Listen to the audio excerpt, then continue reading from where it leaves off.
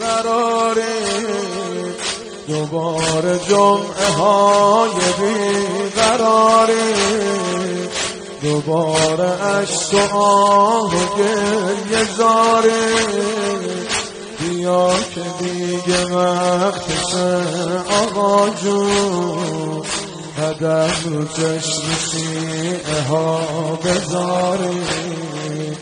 بیا که دیگه وقتشه آقا جون، قدم رو چشم شیعه ها.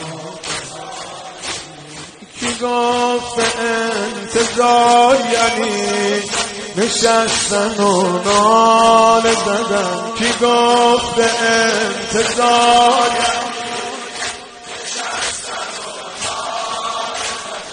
باید که شیعه ها برات سینه‌شونو